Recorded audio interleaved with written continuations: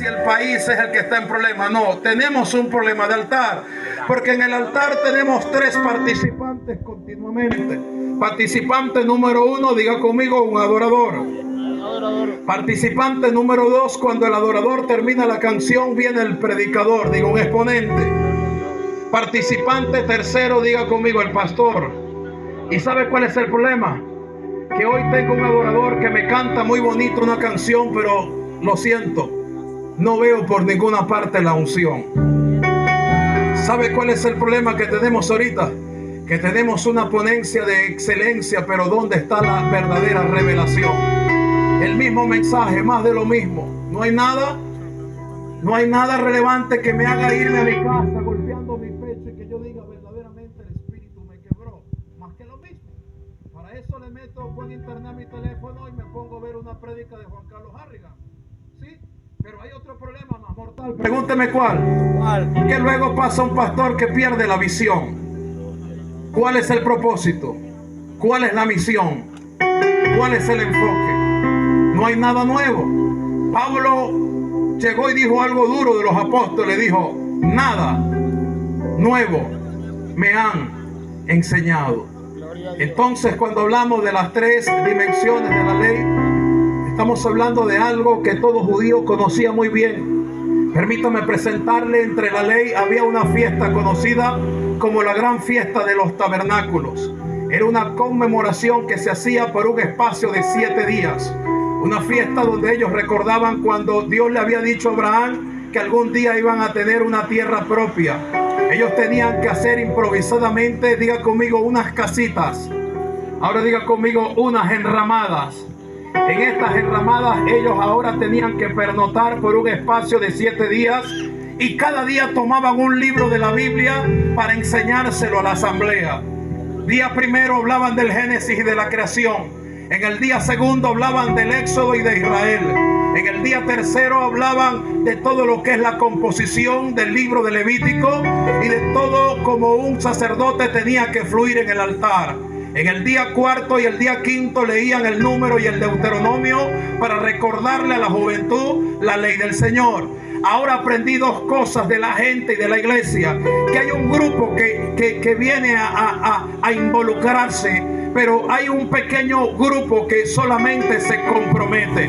No es igual alguien que va a un servicio como involucrarse al servicio o otro que está en el servicio comprometido con la obra. Ahora permítame presentar el escenario de algo que el doctor Juan captó aquí, que en esta gran asamblea de 7 días los mejores predicadores, los mejores expositores de los mensajes ya habían concurrido en la asamblea, pero en el último y gran día de la fiesta habían dos personajes que estaban escondidas supuestamente, entre comillas, asistiendo a una vigilia, hello, asistiendo a una campaña, hello, asistiendo a una iglesia, y a la final tenían una guerra contra su propia pasión, y lo que estaban era en una guerra de pasiones, de enamorados, una guerra de intimidad, donde cayeron en inmoralidad sexual. ¿Y sabe dónde fue esta guerra? En un lugar donde se estaba hablando la palabra de Dios, en un lugar donde supuestamente se hablaba el Génesis hasta el Deuteronomio, del lunes al viernes. Había posiblemente una mujer y un hombre que entre ese culto ellos habían escuchado entre los días del culto lo que hablaba Dios en Levítico, lo que hablaba Dios en el Deuteronomio, pero le entraba por aquí y le salía por allá. Ahora le voy a decir por qué. Porque hay un tipo de guerra que bloquea a la gente, y es la guerra de la pasión. Cuando hablo del término de pasión, hablo del deseo sexual que a veces no se puede controlar.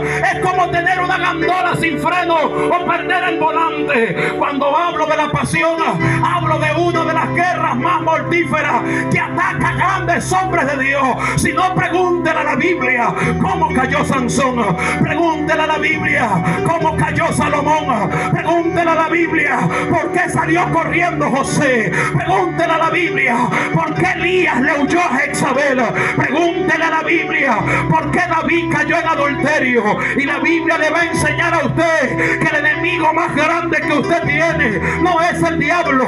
Según la misma Biblia, el enemigo más grande que usted tiene lo dice la epístola a los Romanos, capítulo 6 y capítulo 7, que dice: miserable de mí, ¿quién me librará de este cuerpo de muerte? Cuando le hablo de guerra, le hablo de la pasión en 3 dimensiones, le hablo del deseo de los ojos, le hablo del deseo de la mente y le hablo de la pasión del cuerpo. Esto no respeta apóstol, esto no respeta pastor, esto no respeta pastora, esto no respeta sacerdote, esto no respeta adoradores. Me encontré en la Biblia 3 tipos de gente. Primer tipo de gente, la gente que tiene unción. Yo le llamo los David. Son buenos para matar leones, son buenos para matar osos, son buenos para echarle fuera a los diablos, a los Saúl, pero son malos para controlar el deseo sexual cuando están frente a alguien. Le hablo al segundo tipo de gente, le hablo a los Salomón, los que predican bien,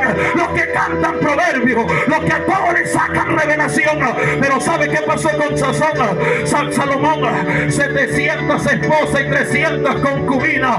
Este tipo de gente sabe mucho, pero al final no sabe nada en cuanto a la verdadera guerra que tienen que vivir por dentro.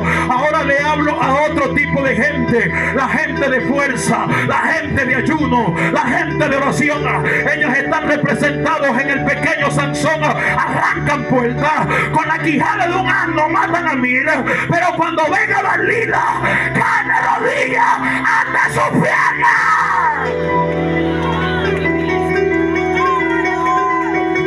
Yo le dije que no venía como predicador, dije que vengo como cronista. Y traigo una herramienta en mis manos para entregártela para hacer ajustes de vida. La palabra pecado en griego es amartía. Y hay una materia conocida como amartiología, que habla acerca de la ciencia del pecado. La carta a los Romanos capítulo 5 verso 12 dice que por un hombre entró el pecado, por el pecado vino la muerte, y la muerte pasó a todos los hombres por cuanto todos pecaron. Yo no puedo venir aquí y engañarle a usted y engañarme a mí, sabiendo que todos tenemos una guerra de 3 dimensiones. Primera dimensión, la guerra de lo que usted puede mirar con sus ojos. TikTok, Instagram, todo lo que es perfil digital. Usted sabe que su vida espiritual ha bajado porque usted está más pendiente de las redes sociales. Usted y yo estamos más pendientes de los estados de la demás gente, de lo que publico, si la gente me ve o no me ve los estados. Eso es una guerra que está entrando por los ojos. Y la Biblia dice que si tu lámpara y mi lámpara es buena, todo nuestro ser estará lleno de luz. Pero que si mi lámpara y tu lámpara está en tiniebla, todo tu ser estará en la misma tiniebla. Pero usted me dirá: mi hermano, yo no tengo internet, gracias a Dios. Pero tienes una buena memoria y una buena mente. El deseo que puedes desear. Guerras de inmoralidad sexual donde el enemigo te lleva en el espíritu a una guerra a través de los sueños. Sueños donde te ves tomando alcohol. Sueños donde caes en adulterio. Sueños donde te das cuenta que hiciste algo ilícito en lo espiritual y tú piensas que fue una pesadilla. Te regalo algo. Ahora Job me dice en el capítulo 33 verso 14: más sin embargo, en una o en 2 maneras habla Dios, pero el hombre no entiende. En sueños, en visiones, cuando el hombre cae sobre su lecho, ahí hay una guerra. Hay 3 tipos de guerra: la guerra de los ojos, la guerra de lo que puedes pensar y la guerra de lo que puedes hacer. Y si hay algo que usted y yo necesitamos en este tiempo, no es la unción de David, no necesitamos la sabiduría de Salomón, no necesitamos la fuerza de Sansón, porque la guerra espiritual, escuche bien, es una guerra de derecho legal. La guerra espiritual no se mide con fuerza, pero usted y a mí quizás nos enseñaron a pelearla con fuerza, y el diablo la pelea cuando usted y yo quebrantamos la palabra de Dios. Ellos la pelean tácticamente, ellos la pelean con una inteligencia donde ellos te miden a ti y a mí en lo que tú y yo quebrantamos, obedecemos de la palabra. Esto no se mide quién es más fuerte. Los demonios no pelean contigo por fuerza. Ellos pelean contra ti, contra mí, en cuanto a la obediencia o el quebrantamiento de la palabra. En esta historia había una mujer y un hombre que habían leído bien o habían oído bien la palabra, pero la habían quebrantado, y desde ese momento que quebrantaron la palabra fueron expuestos al escarnio público. ¿Y sabe qué pasó? El diablo los agarró, y cuando el diablo agarra a alguien en una acción sexual es para quitarle la vida. Esto es un ay, esto es una advertencia. En el libro de Levítico capítulo 20 verso 10 dice que si un hombre y una mujer fueran sorprendidos en el acto mismo de adulterio, ¿sabe qué pasaba? Una sentencia venía que ambos tenían que morir. Yo quiero que tú toques al que está a tu lado y le digas: cuídate del pecado, cuídate del pecado, cuídate del pecado, cuídate, vamos, díselo, dile: cuídate del pecado. Rafael, cuídate. Por eso cuando hablamos de una guerra, hablamos de la guerra de la pasión. No respetas si te casaste, no, todavía luchas con eso. No respetas si estás pastoreando, no, todavía luchas con eso. No respetas si estás fluyendo en palabra, en unción o en liberación, todavía estás sufriendo con eso. Por eso necesitamos tres cosas. Lo primero que necesitamos es el temor de Dios en lo que miro. No le nombré unción, no le nombré ayuno, no le nombré ofrenda. Le nombré que tú y yo necesitamos otra vez el temor de Dios en lo que miramos. Número 2, usted y yo necesitamos el temor de Dios en lo que pensamos. La guerra de la mente. Número 3, usted y yo necesitamos el temor de Dios en lo que hablamos. Todo el mundo parece que piensa que tiene el control y que sabe cómo vamos a salir de esto. No, sin el temor de Dios no vamos a poder consagrarnos. Sin consagración Josué perdió la guerra. Sin consagración el arca se desapareció por un momento. Y para usted y yo santificarnos necesitamos primero identificar dónde está la grieta y por dónde están entrando las flechas. Usted sabe que el rey Acán no murió porque le metieron una flecha en el corazón. El rey Acán murió porque había una hendidura.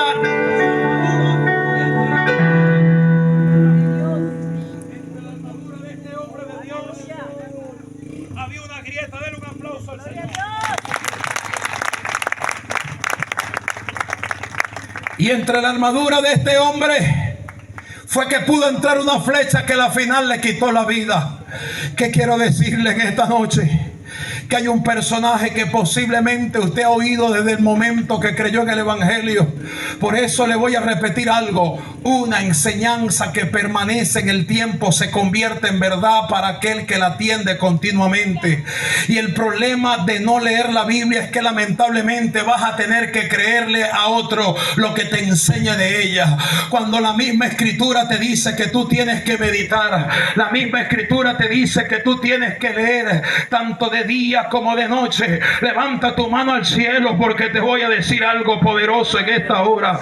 Una de las cosas que necesitamos comprender es saber quién es el diablo y con quién estamos peleando. Un día alguien me enseñó y me dijo: el diablo era un ángel que comandaba la adoración en el cielo. Él era el que tenía la alabanza, y desde ahí para acá se ha generado una cultura como tradición, donde usted le pregunta a un pastor, usted le pregunta a un maestro, usted le pregunta a un evangelista, y todavía dicen hoy 2025 que él tenía alabanza. Un día yo me rasqué la cabeza y dije: por Dios, pero ¿de dónde sacaron tal cosa? Empecé a agarrar una hoja y le dije: Espíritu Santo, enséñame, porque tú le dijiste a Timoteo que Timoteo tenía que ser un varón aprobado, que tenía que conocer las escrituras, no un neófito. Porque yo me doy cuenta que hay muchas cosas que se enseñan que quedaron y se convirtieron en verdad, pero no es verdad. Por eso necesitamos derribar para poder conocer. Y el Señor me dijo, escribe que te voy a enseñar. Y lo primero que tú vas a buscar es ese término de adoración. Y lo busqué en el libro de Ezequiel capítulo 28 verso 14. Dice: el día de tu creación los primoriles de tu flauta fueron creados para ti. Ahí no dice que él tocó, ahí no dice que él era adorador, pero sabe que sí dice, y lo anoté grande, dice: tú, querubín protector. ¿Cómo que protector si ahí todavía no había pecado? Y él me dice: eso es lo que te voy a enseñar. Sigue escribiendo. Y encontré otra parte, encontré en el libro del profeta Isaías capítulo 14 verso 12 que él estaba en el huerto de Dios. Encontré en Génesis capítulo 3 verso 15 que él era la serpiente que hirió en el calcañar a la mujer. Encontré en el libro de Zacarías capítulo 3 que él estaba acusando al sumo sacerdote Josué, y de repente apareció la voz de Dios que le dijo: Jehová te reprenda, oh Satanás, eres un tizón arrebatado del incendio. Y el Señor me dijo: su nombre es querubín, y lo vas a encontrar en Génesis capítulo 3, donde Dios expulsa a Adán y Eva del huerto, pone una espada alrededor del huerto. ¿Y sabe qué más pone en la entrada? Pone dos querubines para que el hombre no pudiera tener acceso al árbol de la vida. ¿Y sabe qué más encontré? Que Dios le reveló un misterio a Moisés, y Dios se llevó a Moisés a una dimensión donde le enseñó el arca del pacto, le mostró el propiciatorio y le mostró la figura de dos querubines, y le dijo a Moisés que encima del propiciatorio del arca pusiera dos querubines. Entonces me encontré la palabra querubín 3 veces en la Biblia. Lo habló Ezequiel en el capítulo 14, lo habló Moisés en el arca del pacto de Dios, y también me lo encontré cuando estaba por allá en Isaías. Ahora, lo que yo vi de la palabra querubín es que todo el tiempo que aparece cubriendo y protegiendo lo más sagrado de Dios, que era la gloria.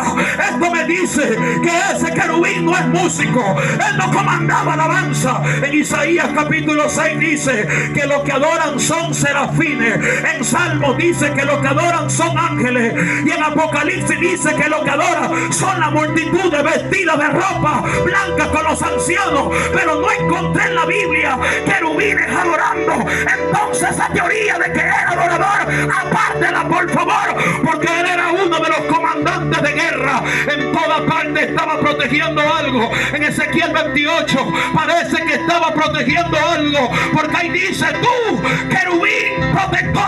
En Moisés estaba protegiendo la gloria del propiciatorio, y en el Génesis estaba protegiendo el camino que daba acceso al árbol de la vida. ¿Y por qué usted me enseñó a mí? Y que él quiere alabanza, él quiere el adorador del cielo. No, señora, él conoce el arte de la guerra. Por eso cuando hablamos de la guerra, estamos peleando contra un personaje que él no pelea contigo midiéndose con fuerza, él pelea contigo midiendo el quebrantamiento o la obediencia que tú y yo podamos tener de la palabra de Dios.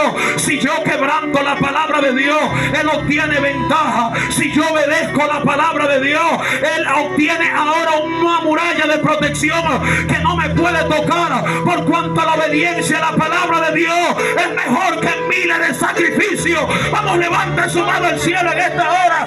¿Dónde más me encontré este personaje? Me lo encontré en Marcos y en Lucas, que entró en la vida de Judas y Iscariote. ¿Dónde más aparece Satanás en la Biblia? Aparece en San Lucas capítulo 4. Ahí estaba Cristo Jesús ayunando por 40 días y 40 noches, y apareció el diablo. ¿Y sabe más dónde aparece? Aparece en la carta de Judas. No busque capítulo. Judas, el hermano de Jesús, escribe una carta sin capítulo, y en el verso 14 dice que vio al arcángel Miguel, sí, a ese mismo, al arcángel Miguel peleando contra Satanás por el cuerpo de Moisés. Ahora Juan en Apocalipsis capítulo 12 dice que vio un dragón persiguiendo a una mujer que estaba encinta y clamaba con dolores de parto, y este dragón abrió la boca como un gran río para perseguir a la mujer. Lo que yo le quiero decir a usted es que el caso de la mujer adúltera y del hombre anónimo que no aparece en la historia es el caso de toda la vida,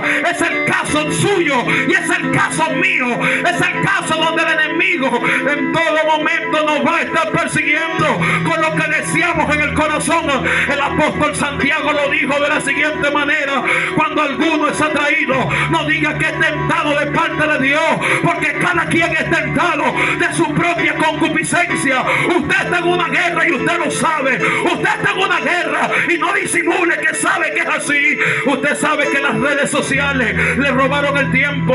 Ya no tienes la misma pasión, ya no tienes la misma unción, ya no tienes la misma revelación, y todo por causa del mismo problema: la lujuria en 3 dimensiones, la lujuria que mira, la lujuria que piensa, la lujuria que tienes en el cuerpo. Y si de algo estamos seguros, es que si no conocemos las 3 dimensiones de la ley, nunca vamos a poder ser libres de la lujuria. Primera dimensión de la ley, la primera dimensión de la ley se dio en el libro de Éxodo, donde el Señor le reveló a Moisés unos mandamientos escritos con la mano de Dios. La segunda dimensión de la ley es la autoridad delegada que Dios le dio al hombre. Y cuando hablamos de autoridad, hablamos de justicia. Quiero que levante su mano derecha, por favor, y diga conmigo: hey. Levante su segunda mano y diga conmigo: justicia. Justicia.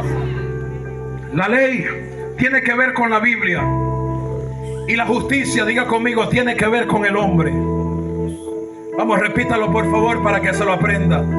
Cuando yo le diga la ley, usted va a decir: tiene que ver con la Biblia. La ley Tiene que ver con la Biblia. La ley Tiene que ver con la Biblia. Cuando le diga justicia, usted va a decir: tiene que ver con el hombre. Justicia. Tiene que ver con el hombre. Justicia. Tiene que ver con el hombre. Las 3 dimensiones de la ley no es un tema evangélico, es una herramienta para desarmar a líderes, para abrir el corazón y sacárselo a alguien en esta madrugada y decirle: así no puedes continuar. Porque aunque tienes unción como David, está a punto de matarte a una mujer en el balcón. Aunque tienes fuerza como Sansón, Dalila te está persiguiendo. Aunque tienes la revelación como Salomón, hay mujeres que te están persiguiendo. Cuando hablo de las 3 dimensiones de la ley, hablo de la ley en cuanto a la Biblia y la justicia en cuanto al hombre. Ahora aquí se unieron 2 cosas.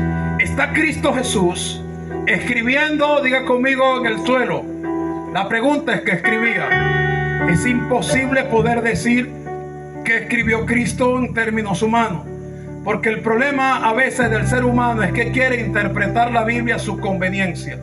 Una cosa es el conocimiento y otra cosa es la revelación. El conocimiento es la idea preconcebida que da el estudio, capacitación y adiestramiento, que permite que usted pueda preconcebir, memorizar y luego textualizar y predicarle a la gente lo que usted tiene en la mente. Eso es conocimiento. Pero cuando hablamos de la revelación, hablamos de lo que está oculto.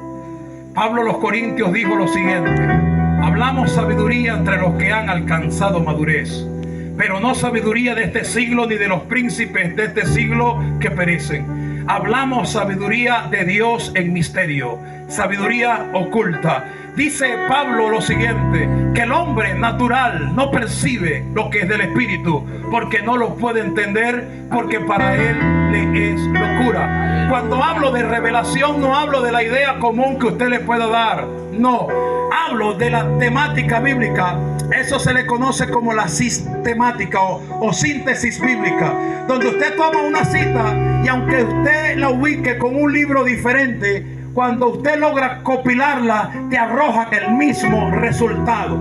Y para yo poder saber qué estaba Cristo escribiendo en tierra con la mano, no necesito el intelecto ni la razón. Necesito la sistemática y la asistencia del Espíritu de Dios para que Él me lleve a un libro de la Biblia, me eleve a otro libro de la Biblia, hacer un complemento y de esta manera hacer un conjugado en cuanto al arte de la construcción. Por eso Pablo habló de la ingeniería como perito arquitecto, porque usted sabe que primero se ensambla el proyecto en una maqueta, luego se vende y luego se ejecuta. Y para usted poder saber qué estaba escribiendo Cristo en tierra, usted tiene que primero saber que eso sí está en la Biblia.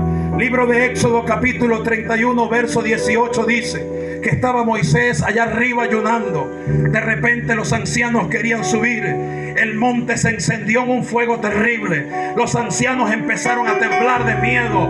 Moisés le dice que no podían subir, porque si subían a ese lugar, ese mismo día se convertían en un cadáver. El hombre de Dios está cara a cara con Dios. Y Éxodo capítulo 31 verso 18 dice que lo primero que se le apareció a Moisés fue la mano de Dios escribiendo los mandamientos en tabla. Esto indica que los mandamientos no vienen porque Moisés se los inventó. Los mandamientos vienen porque una mano poderosa vino de la eternidad, rompió el silencio en el tiempo y le empezó a escribir cosas como la siguiente: que Dios condenaba el adulterio, que Dios condenaba a aquel hombre que codiciaba a la mujer de su prójimo.